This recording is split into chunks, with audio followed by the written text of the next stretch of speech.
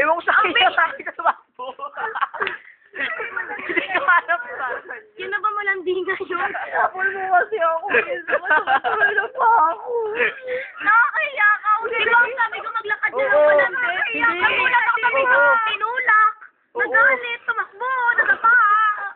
Akala mo dito ko yung tapa niya? Akala ko talaga hindi totoo. Akala ko joke yung pagod. Lalo naman ako. Akala ko kasama sa script ni Benko yun. Gulat ako bigla siya natapa. Nakakahiya, Katrin.